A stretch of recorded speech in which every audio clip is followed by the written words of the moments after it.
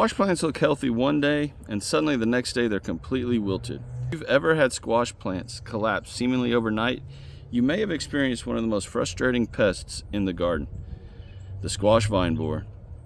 Today we're going to talk about how to identify this punk, why it causes so much damage, and what gardeners can do to protect their squash plants.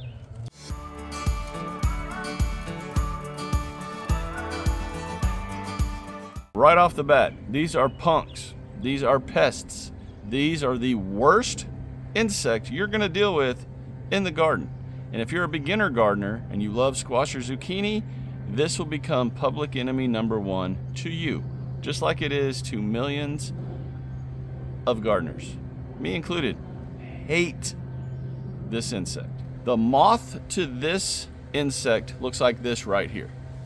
Now, I've had these numerous times throughout this garden. They are a buzzing red and black moth.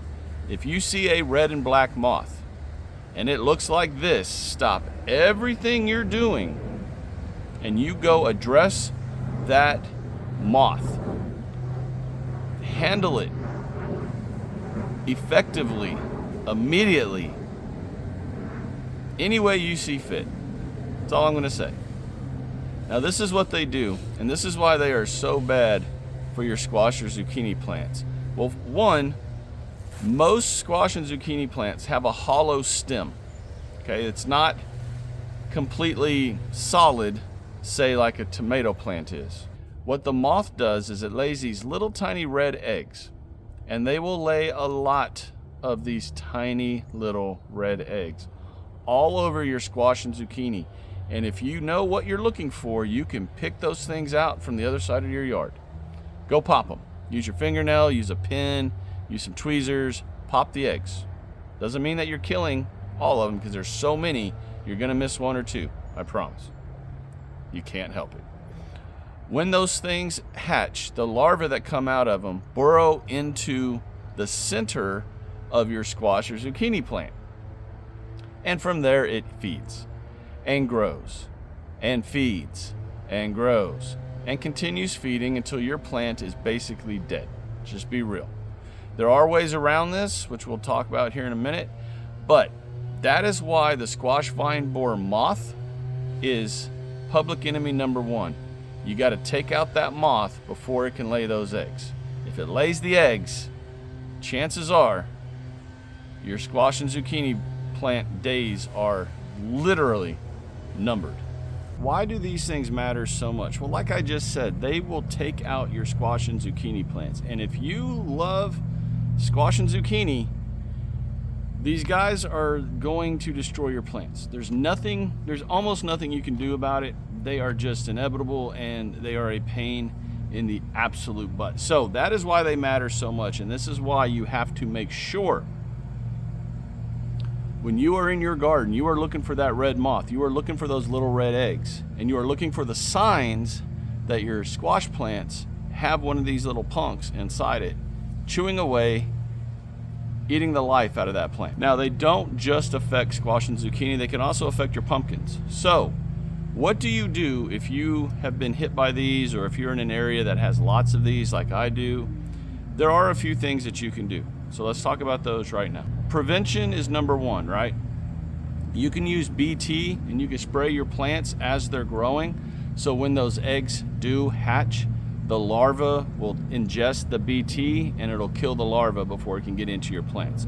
That's the biggest, best preventative that you can do, but you have to stay on top of it. You have to be out there spraying constantly to make sure that every single one of those little larvae, when they hatch, are killed. That's a bit of a pain in the butt, but you can do it. Not saying you can't. All comes down to the effort you want to put in. Two, you can grow other crops that don't have that center hollowed out stem. One that you can eat, which is going to blow some people's minds, is loofah. Loofah has a normal stem. There's no hollow inside it. It's a normal stem. So the vine borers do not attack those. And if you harvest loofah when they're about 8 inches long, you can use them exactly like you would a squash or zucchini, and they actually taste the exact same. I know, crazy, right? Or you can plant a bunch of crops that might bring in predatory wasps that might get to the larvae before they get inside.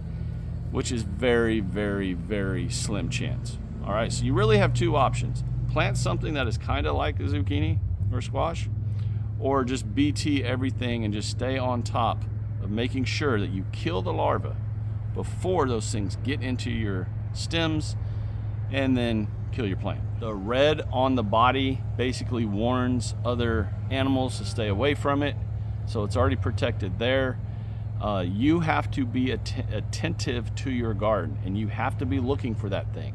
They are very fast. If they get airborne, you're probably going to miss them. I usually always have gloves on, so when I'm in the garden, especially when I'm hunting for pests, I can handle them that way. You could also get a shop vac, vacuum them up real quick before they can get away, things like that. But if you see one in your garden, chances are they've already laid the eggs, and like I said earlier, it is just a countdown until that plant is done.